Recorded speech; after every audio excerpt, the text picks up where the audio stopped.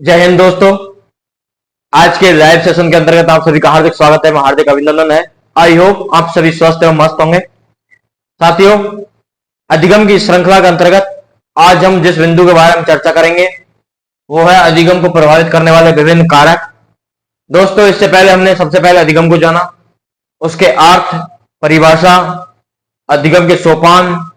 तदुपरांत हमने अधिगम के अंतर्गत विभिन्न विशेषताओं के बारे में चर्चा की और आज की श्रृंखला के अंतर्गत हम विभिन्न अधिगम को प्रभावित करने वाले विभिन्न कारकों के बारे में चर्चा कर रहे हैं। साथियों, सबसे पहले हम चर्चा करते हैं व्यक्तिगत कारकों की। व्यक्तिगत कारक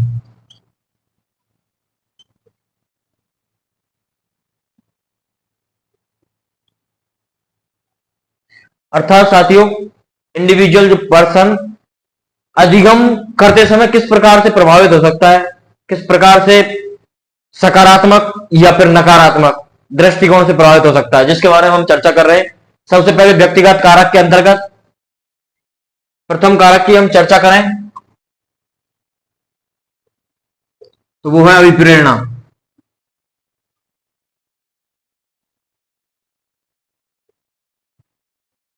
मोटिवेशन।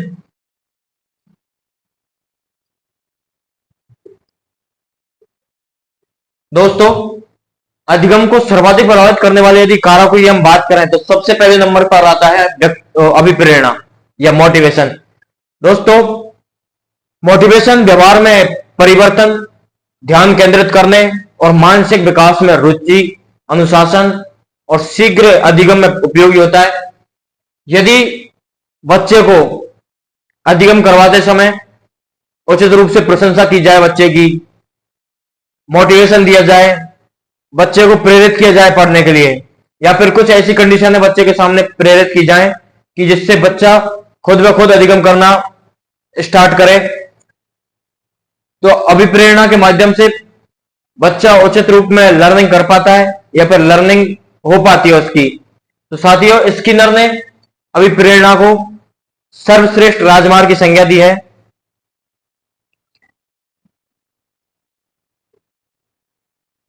स्किनर महोदय ने अभिप्रेरणा को सर्वश्रेष्ठ राजमार्ग कहा है।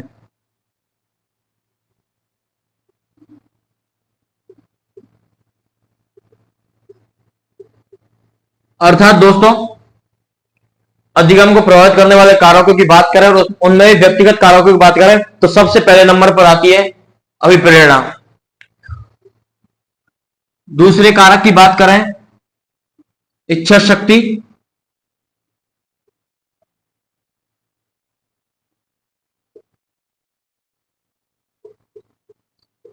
इच्छा शक्ति या विल पावर।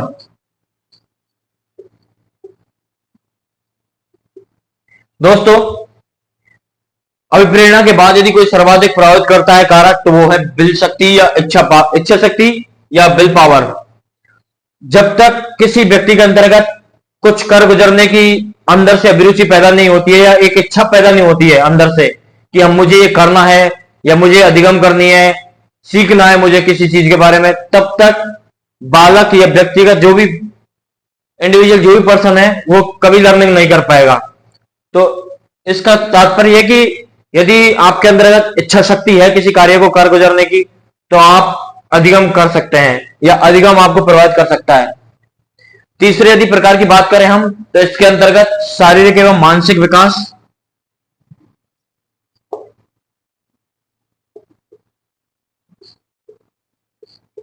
शारीरिक एवं मानसिक विकास।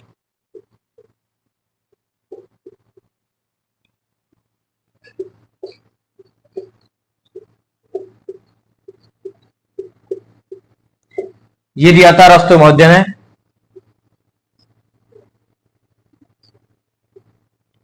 तो दोस्तों, जब तक मनुष्य स्वस्थ रूप में और मानसिक रूप में स्वस्थ पूर्ण रूप से नहीं हो पाएगा तब तक उसका विकास नहीं हो सकता है, तब तक अधिगम करने लायक नहीं हो सकता है। यदि हम बच्चे को, बीमार है बच्चा या फिर कोई भी प्रॉब्लम है उसको और हम उसको लर्निंग दे रहे हैं, लर्निंग करवा रहे हैं हम, तब तक वो लर्निंग नहीं कर पाएगा। जब तक कि वो पूर्ण रूप से स्वस्थ नहीं होगा, मानसिक रूप से स्वस्थ नहीं हो पाएगा, शारीरिक रूप से स्वस्थ नहीं होगा। यदि शारीरिक रूप से अच्छा में तो वो लर्निंग करने योग्य नहीं रह पाएगा। तदुपरांत चौथे हम कारक की बात करें, चौथे कारक के अंतर्गत परिपक्वता।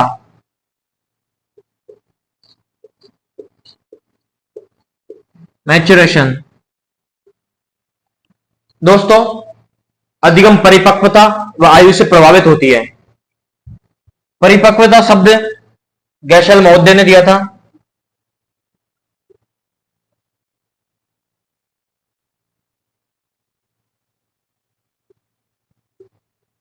जब तक बच्चा परिपक्व पूर्ण रूप से परिपक्व नहीं होगा तब तक उसे हम लर्निंग नहीं करवा सकते हैं। इसकी यदि हम बात करें, जिस प्रकार से आज के समय में कक्षा 6 से संस्कृत भाषा की शिक्षा दी जाती है, कक्षा 1 से नहीं दी जाती, इसका सबसे बड़ा कारण है परिपक्वता। जब तक मनुष्य परिपक्व नहीं होगा तब तक उसे हम लर्निंग नहीं करवा सकते हैं। बच्चे को परिपक्वता के अनुसार ही हम शिक्षा दे सकते हैं। परिपक्व जब तक नहीं होगा तब तक लर्निंग के योग्य बालक नहीं रह सकता है। तो परिपक्वता के अंतर्गत, परिपक्वता का संबंध वातावरण से होता है, सॉरी, परिपक्वता का संबंध तो वंशानुक्रम से होता है, लेकिन अधिगम का संबंध वातावरण से होता है। इसके तदुपरांत अधिगम, परिपक्वता व अधिगम दोनों अंतर संबंधित होते हैं, दोनों व्यक्ति के विकास में उपयोगी होते हैं। इसके अलावा व्यक्तिगत कारकों के अलावा हम करें बात अन्य कारकों की,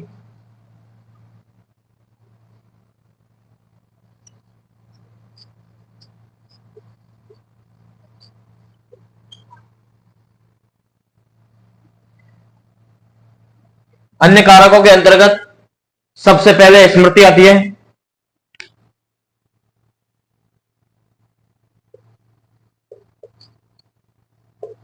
अर्थात तीव्र स्मृति, तेज अधिगम उपयोगी होती है। हम देखते हैं कई बच्चे, उनका मानसिक विकास पहले से ही बहुत मजबूत होता है, वंशानुक्रम या वातावरण के गुणनफल के अनुसार। अर्थात बच्चा जब से जन्म लेता है या फिर पहले उसकी जो पृष्ठभूमि होती है उससे वह पहले ही पूर्ण रूप से मानसिक रूप से मतलब संतुलित व्यवहार अपनाता है वो, अर्थात उसकी स्मृति तेज होती है। तो जिस बच्चे की स्मृति तेज होगी वो लर्निंग बहुत तेज या फिर अच्छे प्रकार से कर पाएगा। अर्थात ये तीव्र स्मृति या तेज अधिगम में उपयोगी है स्मृति। तदुपरांत हम बात करें दूसरे बिंदु की, तो इसके अंतर्गत रुचि या महत्वाकांक्षाएं आती है।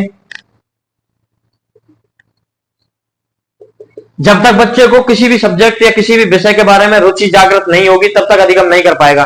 जिस प्रकार से हम बात करते हैं, किसी बच्चे को मैथ से बहुत ज्यादा डर लगता है तो उसे हम मैथ पढ़ने के लिए विवश नहीं कर पाते हैं, या फिर हम विवश भी कर देंगे तो वो लर्निंग सही ढंग से नहीं कर पाएगा या मैथ या क्वेश्चन सॉल्व नहीं कर पाएगा। यदि उसके खुद की रुचि है अंदर से कि मुझे मैथ अच्छी लगती है, मैथ क्वेश्चन सॉल्व करना अच्छा लगता है, तो वो खुद लर्निंग कर पाएगा और तेज गति से कर पाएगा। तदुपरांत हम बात करें थर्ड बिंदु की, तो थर्ड बिंदु के अंतर्गत हम रखते हैं भोजन को बारे में। भोजन को मनुष्य जब तक स्वस्थ भोजन नहीं करेगा तब तक वह अधिगम के लिए पूर्ण रूप से मतलब परिपूर्ण रूप से उपस्थित नहीं रह पाएगा। अर्थात भोजन के कारण शारीरिक या मानसिक कोई प्रॉब्लम आ जाएंगी, थकान महसूस होगी उसे, और यह पूर्ण रूप से ना लर्निंग नहीं कर पाएगा।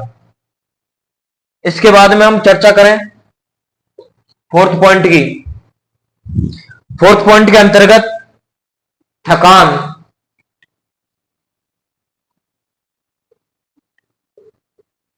अर्थात साथियों, बालक जब तक किसी भी कंडीशन में लर्निंग के लिए सुचारू रूप से यदि तत्पर है तो वो लर्निंग कर पाता है, अन्यथा नहीं कर पाता। अर्थात बालक शुरुआत में विद्यालय में आता है, शुरुआती घंटों में वह अच्छी ढंग से लर्निंग करता है, अच्छे ढंग से समझ पाता है किसी बिंदु को। यदि मतलब इसके बाद तदुपरांत हम लंच के बाद जैसे जैसे छुट्टी का टाइम आता जाता है तब बालक एक उबन सी महसूस करता है या थकान सी महसूस करता है, तो थकान महसूस करते ही बालक की कार्य की कुशलता होती है वो प्रभावित होती है। वह जैसे फर्स्ट में आया था विद्यालय में शुरू में, वैसे वो लर्निंग नहीं कर पाता है, क्योंकि उसे कुछ थकान रूपी कारक प्रभावित करता है। तदुपरांत हम अन्य कारकों की बात करें तो सबसे पहले तो हमने व्यक्तिगत कारक के बारे में जाना। इसके अंतर्गत सबसे पहले हमने मोटिवेशन देखा, अभिप्रेरणा। अभिप्रेरणा जिस मनुष्य के अंतर्गत होगी, या फिर उसकी शिक्षक प्रशंसा करेगा या फिर निंदा करेगा, किसी प्रकार की हो, सकारात्मक या नकारात्मक, तो वो अधिगम को प्रभावित करती ही है अभिप्रेरणा। दूसरी, अब हमने व्यक्तिगत कारक की बात की, विल पावर या इच्छा शक्ति की। बालक में कर गुजरने की यदि क्षमता होती है, अपने अंतर्गत इच्छा शक्ति होती है, तो वो लर्निंग कर पाता है। अभिप्रेरणा के बाद दूसरा सबसे इंपॉर्टेंट बिंदु था इच्छा शक्ति। तदुपरांत हमने तीसरे पॉइंट की बात की, इसके अंतर्गत शारीरिक एवं मानसिक स्वास्थ्य या मानसिक विकास आता है। जब तक बालक का शारीरिक और मानसिक विकास पूर्ण रूप से नहीं हो पाता है, तब तक बालक लर्निंग के योग्य नहीं हो पाता है। नेक्स्ट हमने टॉपिक की बात की परिपक्वता के बारे में। ये सर्वोत्तम गैसल महोदय ने दिया था परिपक्वता शब्द। परिपक्वता वंशानुक्रम से प्रभावित होती है और अधिगम वातावरण से, लेकिन दोनों में अंतर संबंध होता है। परिपक्वता जब तक नहीं होगी, बालक को हम अधिगम नहीं करवा सकते हैं तब तक, जब तक वो पूर्ण रूप से परिपक्व नहीं हो सकता है। इसके बाद में अन्य कारकों की चर्चा की, जिसके अंतर्गत स्मृति जो तेज अधिगम में प्रभावी होती है। तदुपरांत हमने रुचि या महत्वाकांक्षाओं की बात की। बालक में जब तक रुचि नहीं रहेगी किसी बिंदु को समझने की, तब तक वह लर्निंग नहीं कर पाता है। तदुपरांत भोजन और अंतिम रूप से थकान की बात की हमने। थकान के अंतर्गत साथियों, जब तक मनुष्य किसी कार्य को करने के लिए पूर्ण रूप से प्रेरित नहीं होता या फिर अपने आप में एक थकान से महसूस करता है, तो कार्य करने की कुशलता है वो प्रभावित होती है। व्यक्तिगत कारकों के बाद में हम चर्चा करते हैं नेक्स्ट बिंदु शिक्षक संबंधी कारकों की।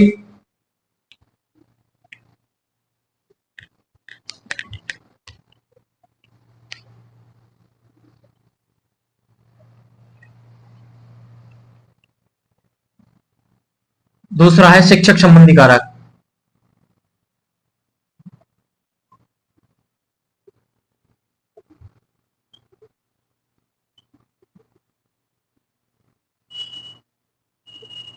दोस्तों, शिक्षक संबंधी कारकों की चर्चा करें हम तो शिक्षक एक बालक को या लर्नर को किस प्रकार प्रभावित कर सकता है। शिक्षक संबंधी कारक के अंतर्गत सबसे पहले बिंदु की बात करें हम, विषय वस्तु का प्रत्यक्षीकरण या प्रस्तुतिकरण। विषय वस्तु का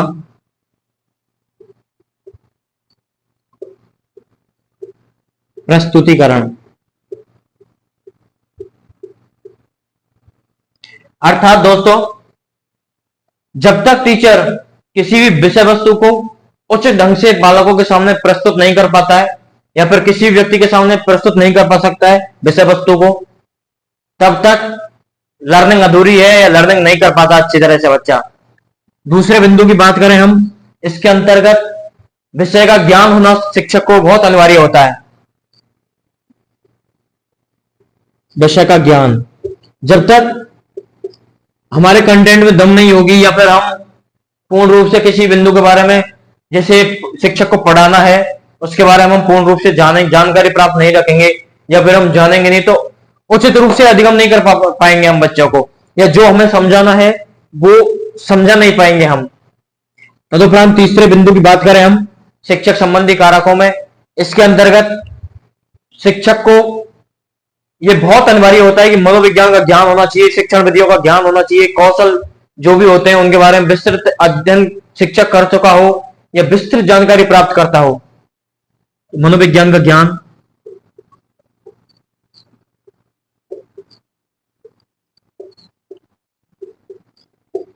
या शिक्षण विधियों का ज्ञान,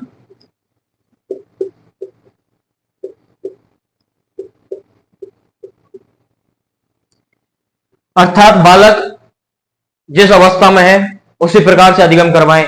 जैसे कि बालक बाल्यावस्था में है तो उसे खेल विधियों के माध्यम से शिक्षा या अधिगम करवाएं, तदुपरांत वह और थोड़ी किशोर अवस्था में पहुंच चुका है तो उसे स्मृति आधारित लर्निंग करवाई जाए। इस समस्या समाधान संबंधी कुछ तथ्य दिए जाएं जिनसे बालक अपनी लर्निंग स्किल को डेवलप कर सके। तदुपरांत नेक्स्ट बिंदु की बात करें हम शिक्षक संबंधी कारकों में, तो वो है शिक्षक का मानसिक स्वास्थ्य। जब तक साथियों शिक्षक पूर्ण रूप से स्वस्थ नहीं होगा, ये शिक्षक मानसिक रूप से ग्रस्त है, तब तक वह ठीक ढंग से लर्निंग नहीं कर पाएगा।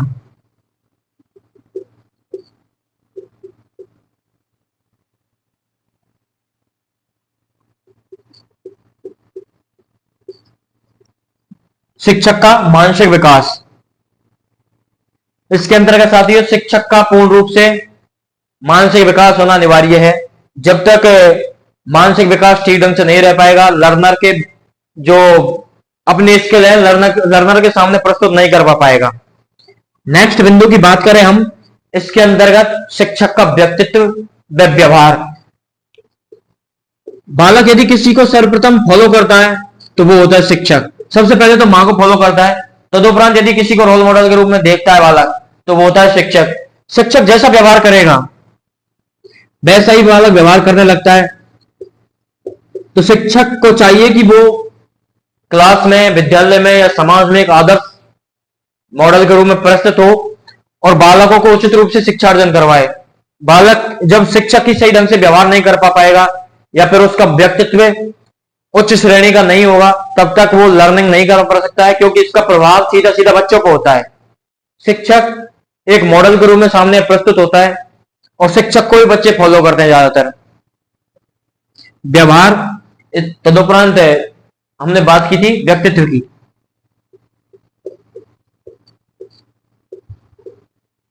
तो दोस्तों सबसे पहले हमने जाना अधिगम को प्रभावित करने वाले कारकों के अंतर्गत व्यक्तिगत कारक, जिसमें मोटिवेशन, इच्छा शक्ति, शारीरिक एवं मानसिक स्वास्थ्य, परिपक्वता, और इसके तदुपरांत हमने अन्य व्यक्तिगत कारकों की चर्चा की जिसमें रुचि, स्मृति, थकान। तदुपरांत हमने बात की शिक्षक संबंधी कारक, जिसके अंतर्गत हमने सबसे पहले चर्चा की कि शिक्षक को विषय वस्तु का प्रस्तुतिकरण अच्छे ढंग से होना चाहिए, ये आना चाहिए। तदुपरांत बात की हमने विषय का उचित ज्ञान शिक्षक के अंतर्गत जब तक नहीं होगा तब तक लर्नर के दिमाग में या माइंड में कोई भी चीज हम प्रस्तुत नहीं कर पाएंगे। अर्थात अच्छी ढंग से हम जब तक खुद ही तत्पर नहीं रहेंगे शिक्षा अर्जन करवाने के लिए, तब तक बच्चा पूर्ण रूप से लर्निंग नहीं कर पाएगा। तदुपरांत हमने बात की मनोविज्ञान के ज्ञान के बारे में कि शिक्षक को यह अनिवार्य तत्व होता है कि मनोविज्ञान का ज्ञान होना बहुत अनिवार्य है। जब तक ज्ञान नहीं होगा तब तक वह कि प्रत्येक अवस्था के अंतर्गत बालक को उचित ढंग से लर्निंग नहीं करवा पाएगा। तदुपरांत हमने बात की शिक्षक का मानसिक विकास और अंतिम बिंदु की चर्चा की कि शिक्षक का व्यवहार है, व्यक्तित्व। शिक्षक एक समाज के अंतर्गत रोल मॉडल की भूमिका अदा करता है। तदुपरांत हम नेक्स्ट बिंदु की बात करते हैं विषय वस्तु संबंधी कारक।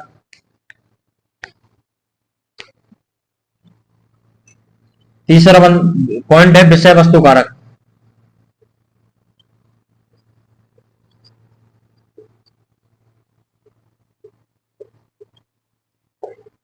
इसके अंतर्गत साथियों विषय वस्तु का आकार, विषय वस्तु की उपयोगिता, विषय भाषा शैली, इसके तदुपरांत विषय वस्तु की जो रोचकता होती है और विषय वस्तु का क्रम, ये पांचों पॉइंट बहुत ज्यादा अनिवार्य है विषय वस्तु कारक के अंतर्गत। सबसे पहले पॉइंट की बात करें विषय वस्तु का आकार।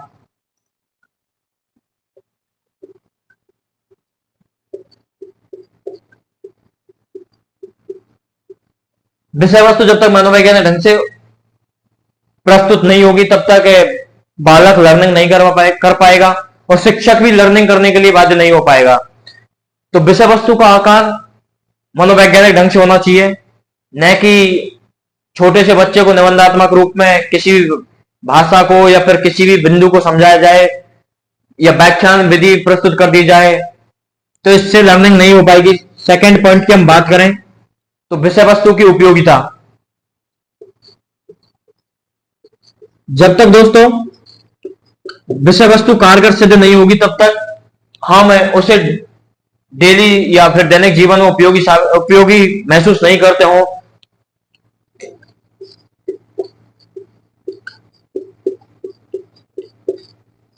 विषय वस्तु की उपयोगिता। तीसरे पॉइंट की बात की हमने भाषा शैली।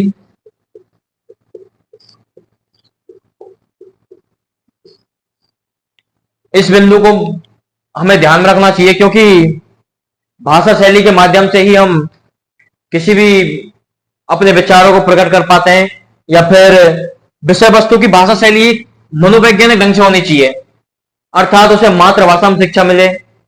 जिस भाषा में बालक सीखना चाहता है, वो चाहे कौन सी कोई सी भाषा हो, उसी माध्यम में हमें लर्निंग करवानी चाहिए। यदि उस भाषा में हम लर्निंग नहीं करवा पाएंगे तो अधिगम प्रभावी रूप से कारगर सिद्ध नहीं होगा। नेक्स्ट बिंदु की बात करें हम, इसके अंतर्गत विषय वस्तु की रोचकता आती है।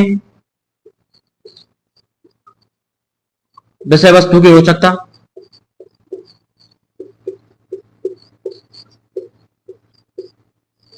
अर्थात जब तक विषय वस्तु रोचक ढंग से प्रस्तुत नहीं कर पाएंगे, या फिर विषय वस्तु एक रोचक ढंग से प्रस्तुत नहीं होगी, तब तक लर्निंग नहीं हो पाती है। अर्थात बालक को अपनी पाठ्य पुस्तक के अंतर्गत, मतलब पुस्तक जो बनाते हैं उनको ये निश्चित ध्यान रखना चाहिए कि बालक को निश्चित या फिर कविताओं के अंतर्गत पाठ को प्रस्तुत किया जाए जिसमें लयबद्ध पंक्तियां हो और उचित चित्र जो भी विषय वस्तु से संबंधित चित्र होने चाहिए। जब तक मनोवैज्ञानिक ढंग से पुस्तक नहीं बनी होगी या फिर उसमें रोचकताएं नहीं होंगी, तब तक कोई विषय वस्तु लर्निंग के लिए प्रभावी नहीं हो पाएगी। अंतिम बिंदु की चर्चा की हमने कि विषय वस्तु की का क्रमबद्ध होना चाहिए। विषय वस्तु का क्रमबद्ध या फिर विषय वस्तु का क्रम। दोस्तों, विषय वस्तु पूर्व ज्ञान से संबंधित होनी चाहिए। यदि विषय वस्तु पूर्व ज्ञान से संबंधित नहीं होगी तो बालक जो नेक्स्ट ज्ञान अर्जित करना चाह रहा है वो लर्निंग नहीं हो पाएगी सही ढंग से उसकी। तो हमने विषय वस्तु कारकों संबंधी चर्चा की, जिसके अंतर्गत आकार, उपयोगिता, भाषा शैली, रोचकता और क्रम के बारे में चर्चा की। नेक्स्ट और अंतिम प्रभावित करने वाले कारकों की चर्चा करें हम, जिसके अंतर्गत वातावरण संबंधी कारक आते हैं।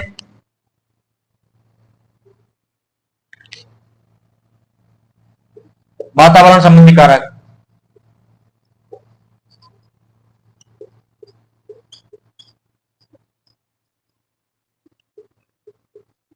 अर्थात वातावरण संबंधी जो भी कारक है वो किस प्रकार अधिगम या लर्नर कर्ता को प्रभावित कर सकते हैं, जिसके अंतर्गत सबसे पहला कारक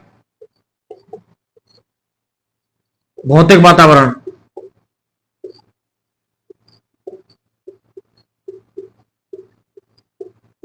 भौतिक वातावरण के अंतर्गत शोर, जलवायु आदि अधिगम को प्रभावित करते हैं। अर्थात कहीं भी जैसे क्लास चल रही है, उसके पास में किसी भी चीज की आवाज आ रही है तो बच्चे का ध्यान उस क्लास की ओर न रहकर उस आवाज की ओर प्रेरित हो जाता है। तो मतलब शिक्षक को या फिर वातावरण संबंधी कारकों के अंतर्गत ये अनिवार्य रूप से ध्यान रखना चाहिए कि भौतिक वातावरण के अंतर्गत शोर यदि हो रहा है पास में तो लर्निंग ठीक ढंग से नहीं हो पाएगी। यदि जलवायु ठीक नहीं है वातावरण की, आसपास के एरिया की, तो वो भी अधिगम के जो प्रभावित करने वाले कारक है उनके अंतर्गत नकारात्मक रूप से प्रभावित करेंगे। तदुपरांत हमने सेकंड वातावरण संबंधी कारक की बात करें, उसके अंतर्गत सामाजिक वातावरण आता है। सामाजिक वातावरण, सोशल एनवायरनमेंट। इसके अंतर्गत दोस्तों परिवार, पड़ोस, आस पड़ोस लगा लो,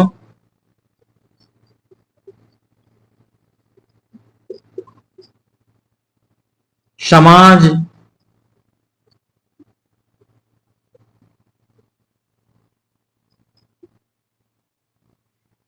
ये निश्चित रूप से प्रभावित करते हैं। अर्थात सामाजिक वातावरण संबंधी कारकों के अंदर सामाजिक वातावरण चर्चा कर रहे हैं हम। तो परिवार किस प्रकार के वातावरण से बालक अपने परवरिश रखता है, या फिर किस वातावरण से या फिर किस समाज से बालक आता है, वह शिक्षित है या अशिक्षित है, उस वहां पे मूलभूत आवश्यकताएं उनकी पूर्ति हो रही है नहीं हो रही है, सभी अधिगमकर्ता के अंतर्गत या फिर अधिगम के अंतर्गत प्रभावी रूप से इंपॉर्टेंट कारक होते हैं। अंतिम रूप से चर्चा करें हम वातावरण संबंधी कारकों की, इसके अंतर्गत सांस्कृतिक वातावरण आते हैं। सांस्कृतिक वातावरण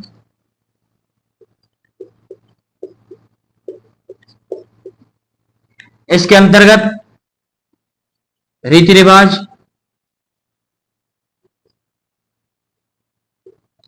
परंपराएं और शिक्षा इसी के अंतर्गत आती है।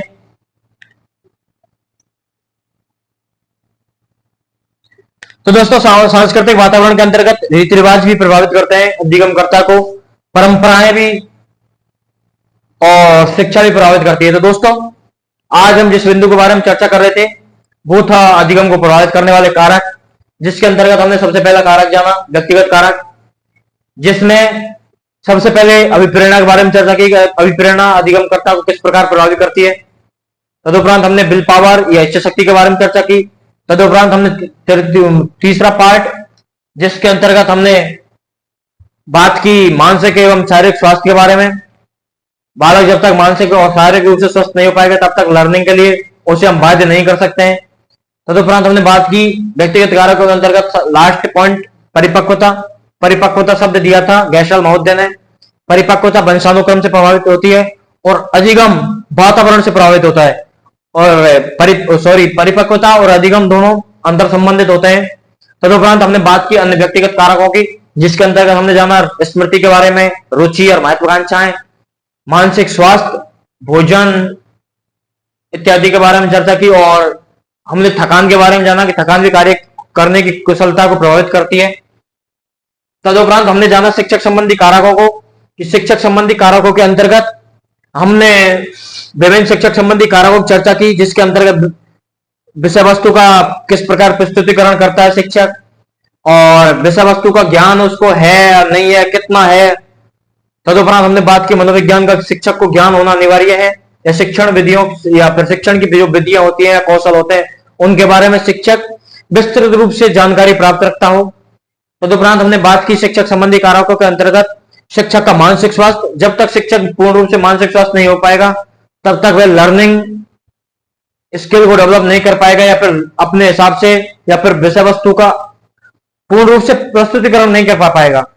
लास्ट पॉइंट हमने बात की शिक्षक संबंधी कारकों के अंतर्गत शिक्षक का व्यक्तित्व व व्यवहार कि शिक्षक एक समाज में रोल मॉडल की भूमिका अदा करता है। तो शिक्षक को का जो व्यक्तित्व होता है सरल और अनुशासन पूर्ण होना चाहिए, समाज में एक आदर स्थापित कर सके, इस प्रकार का व्यक्तित्व होना चाहिए। और इसके तदुपरांत हमने चर्चा की विषय वस्तु के कारकों के बारे में, जिसके बारे में हमने चर्चा की। इसके अंतर्गत विषय वस्तु का आकार, उपयोगिता, भाषा शैली, रोचकता और विषय वस्तु का क्रम के बारे में चर्चा की। अंतिम रूप से हमने जानकारी जो साझा की वो वातावरण संबंधी कारक थे। इसके अंतर्गत भौतिक कारण या फिर भौतिक वातावरण, जिसके अंतर्गत जलवायु, शोर आदि आते हैं। नेक्स्ट बिंदु की चर्चा की हमने सामाजिक वातावरण के अंतर्गत या फिर सोशल एनवायरनमेंट की चर्चा की, जिसके अंतर्गत परिवार, आस पड़ोस या समाज आते हैं। तदुपरांत अंतिम रूप से हमने चर्चा की सांस्कृतिक वातावरण के अंतर्गत, जिसमें रीति रिवाज, परंपराएं आदि आती हैं। तो दोस्तों आई होप आप सबको ये क्लास अच्छी लगी होगी और आपके लिए बहुत महत्वपूर्ण क्लास रहेगी।